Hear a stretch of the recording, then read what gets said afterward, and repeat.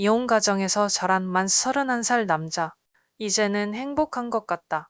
올해 33, 만 30일 되는 92년생 남자야. 현재는 대전에 있는 배터리 회사 두 곳 중 한 곳에서 개발 업무로 일하고 있어. 내 어렸을 때 마지막 기억을 기준으로 약 25년 정도.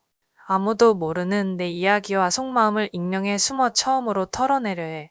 어머니는 다른 남자와 바람이 났었고, 아버지는 이후에 사업에 실패하셨어. 잠적하셨지.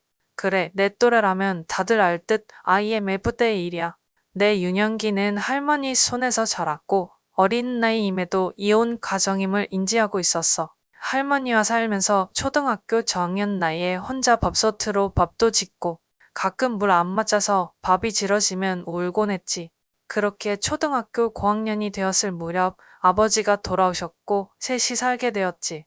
어머니와의 교류가 끊어진 것은 아니야. 몇 달에 한 번 만나거나 연락은 계속했었고 할머니도 그걸 막지는 않으셨어. 아버지는 그래도 남은 셋이 살 돈은 어떻게 해서든 마련해 오셨고 나는 그것 자체로도 좋았다.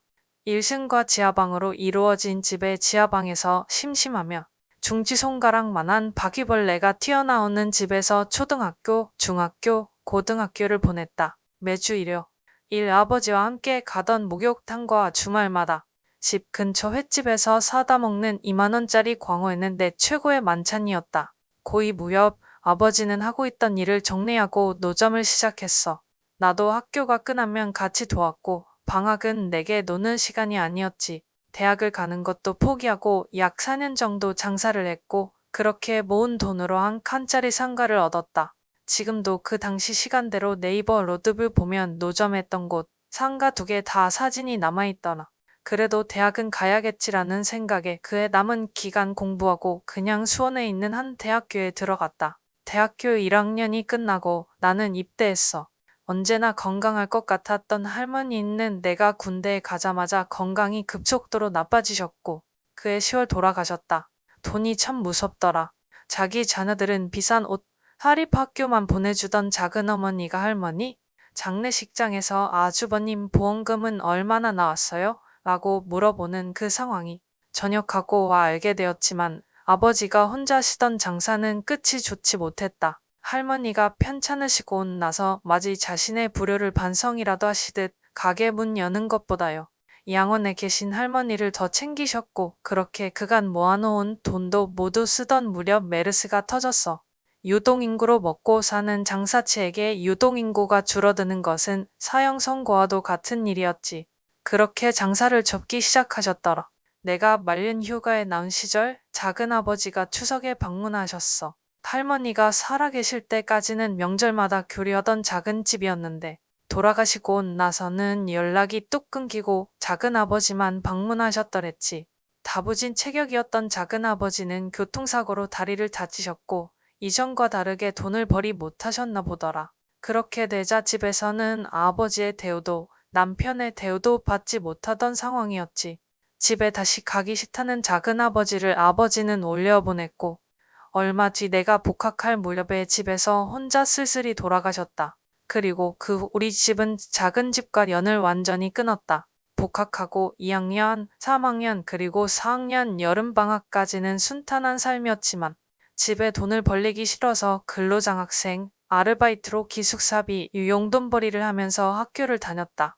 내가 일하던 사무실의 교수님이 우리 과 교수님이셨는데 나를 좋게 보셨는지 계속해서 타 학교 대학원을 추천하시더라. 한사고 거절하던 기간이 1년 반, 우연한 계기로 진학을 결심한 대학교 4학년 여름방학 또 다시 추석. 아버지는 장사를 접은 후 근처 경쟁가게 종업원으로 들어가셔서 일하셨지만 내가 대학원 진학을 말씀드리려고 집으로 찾아간 그해 추석 술을 입에 대지 않으시던 아버지는 이런 말을 하시더라. 일하던 곳 동생이 교회에 가서 기도를 했는데 형님이랑 일하지 말라는 계시가 나왔습니다. 라고 했다고. 더러워서 그만뒀고 자기는 어떻게 해서든 살아남을 테니 걱정하지 말라고. 그리고 그해 말 크리스마스 주에 어머니 집에 찾아갔다. 학비에 쓰라고 종종 용돈을 보내주고 1년에 2~3번씩 만나던 어머니는 나한테 대기업 노래를 부르셨는데 바로 한 달 뒤 1월 내가 대학원 생활을 한 지 한 달, 건강에는 문제가 없으시던 어머니는 단순히 물컵을 짚다가 쓰러지셨어.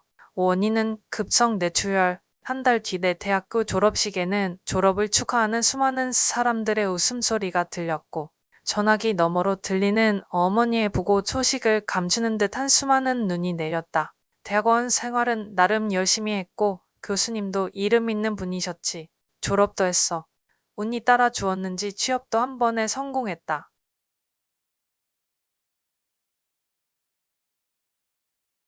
첫 차로 중고차를 사지 않은 이유는 운전병이었기에 운전은 그럭저럭 할 수 있었다는 점이고, SUV를 산 이유는 언젠가 인연이 되어 누군가를 만나고 아이를 갖는다면 내가 어렸을 적에는 한 번도 가보지 못했던 가족끼리 여행을 가보는 것이 내 꿈이야. 그렇지 않더라도 이곳 저곳 캠핑을 다녀보고 싶다.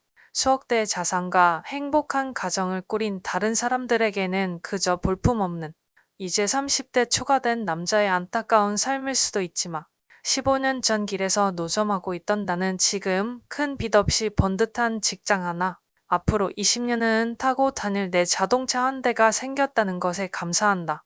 내 유년기와 10대, 20대는 매년 사건 사고가 끊이지 않았던 삶이었다면 지금의 나에게는 바퀴벌레가 나오던 지하방이 아니라 푸른 나무들이 보이는 오피스텔 안에서 모니터와 TV를 보고 웃을 수 있는 것에 감사한다. 누군가에게는 그저 취미로 다니는 회사일 수도, 혹은 다른 사람과의 마찰로 스트레스만 받는 직장일지라도 모르겠지만, 지금의 나에게는 매일 사람들을 만나고 식사 후 커피 한 잔을 들고 웃으면서 산책할 수 있는 시간을 가질 수 있음에 행복하다. 어떤 사람들은 이혼 가정을 안 좋게 보지만 나는 그것보다 더한 것들을 보았기에 나의 주변 사람들을 그 누구보다 소중히 하리라. 하루하루를 살아가는 수많은 사람들이 내일 평소처럼 다가올 작은 것에도 행복함을 느끼길 바란다. 일찍 자야겠다.